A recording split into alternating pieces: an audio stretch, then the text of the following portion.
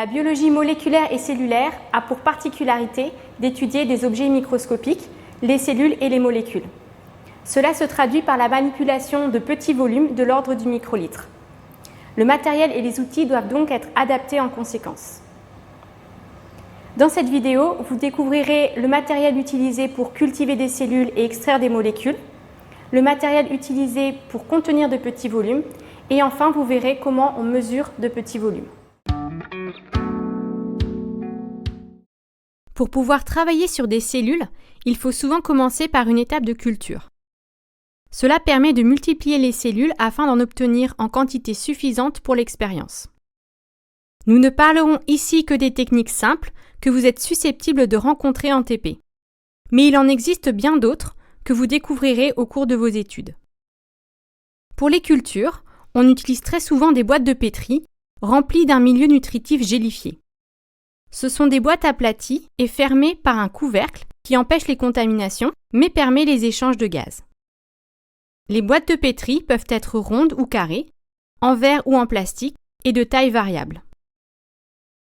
On peut y cultiver des unicellulaires, bactéries, levures, des pluricellulaires microscopiques, les vers, ou même des organismes pluricellulaires macroscopiques comme les plantes.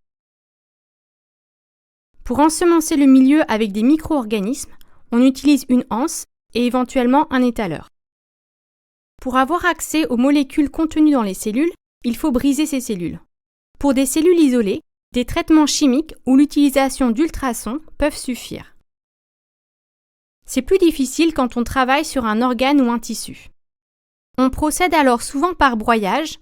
Cela se fait classiquement à l'aide d'un pilon et d'un mortier qui sont adaptés à la taille de l'objet à broyer.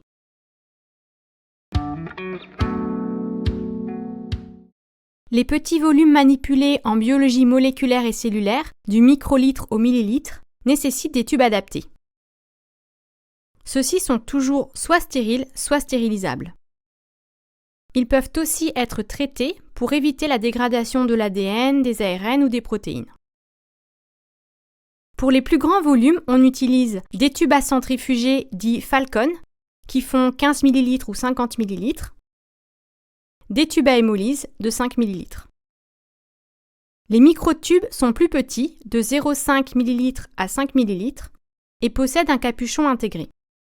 Enfin, les plus petits tubes utilisés sont les tubes PCR qui font 0,2 ml. Ils peuvent être isolés ou attachés entre eux par rangée de 8. Leur capuchon peut être intégré ou non. Tous ces tubes n'ayant pas de fond plat, on utilise des portoirs pour les maintenir. Il en existe pour les différentes tailles de tubes. Lorsque l'on a beaucoup de tubes à gérer, il est parfois plus simple d'utiliser une plaque comportant des puits dont le volume est de l'ordre du millilitre. Les plaques les plus couramment utilisées comportent 12, 24 ou 96 puits. Plus le nombre de puits est grand, plus ils sont petits. Ces plaques peuvent par exemple être utilisées pour tester en parallèle différents traitements. Pour prélever de petits volumes, l'outil à utiliser dépend de la précision recherchée. Pour prélever et transférer de petits volumes sans grande précision, on peut utiliser une pipette Pasteur ou une pipette de transfert. La pipette Pasteur est en verre et s'utilise avec une propipette. La pipette de transfert est en plastique et possède une poire intégrée. Pour prélever et transférer de petits volumes avec précision, on utilise un outil incontournable en biologie moléculaire et cellulaire, la micropipette. Les micropipettes possèdent un manche sur lequel se trouve une fenêtre d'affichage indiquant le volume de pipetage réglé, une molette permettant de régler le volume pipeté, un piston avec 2 crans d'arrêt qui permet de prélever et de dispenser le liquide, un bouton éjecteur. Il existe plusieurs types de micropipettes permettant de pipeter différentes gammes de volumes. La gamme de volume est indiquée par une pastille sur la pipette. Une micropipette s'utilise toujours avec un embout en plastique appelé cône. Il en existe de différentes tailles qui sont adaptées aux différentes micropipettes. Il y a un code couleur pour les reconnaître. Les cônes bleus ou jaunes sont pour les pipettes à pastille bleue ou jaune. Il y a aussi des cônes de différents types, avec ou sans filtre, selon l'usage. Attention, ne pipetez jamais sans cône. Cela abîmerait la micropipette qui coûte cher, plus de 100 € en moyenne. Pour régler le volume désiré sur la micropipette, il suffit de tourner la molette et de surveiller la fenêtre d'affichage. L'affichage varie selon les pipettes, mais en général, le passage des millilitres au microlitre est indiqué par un changement de couleur des chiffres. En fonction de la capacité totale de la micropipette, on peut en déduire de quelle unité il s'agit. Nous allons maintenant voir comment utiliser une micropipette. Commencez par placer un cône au bout de la micropipette et assurez-vous qu'il soit bien fixé.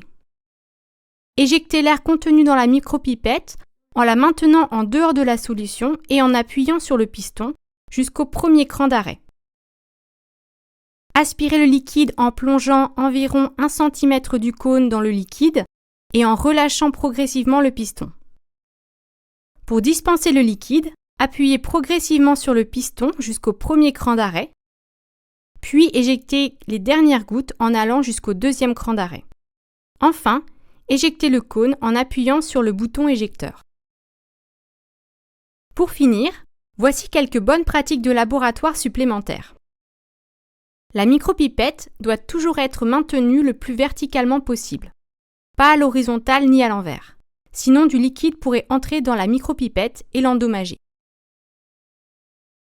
Pour une meilleure efficacité, préparez tout ce dont vous avez besoin sur la paillasse, portoir, tube, puis ouvrez les flacons et les tubes dont vous avez besoin, et enfin fixez le cône et pipetez.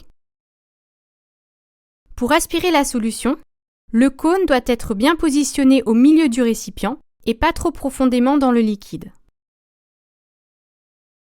En revanche, pour dispenser la solution, il faut incliner le récipient à 45 degrés et toucher le bord du récipient avec le cône de façon à produire un écoulement régulier sans projection. La vitesse d'aspiration et d'expulsion doit être adaptée à la viscosité du liquide. Plus la viscosité est élevée, plus il faut pipeter lentement, sans quoi le volume prélevé sera erroné. Le cône doit être changé chaque fois qu'il y a un risque de contamination d'une solution vers une autre ou d'introduction de germes. En revanche, on peut conserver le même cône pour distribuer une solution dans une série de tubes vides tant qu'il n'y a pas de contamination du cône.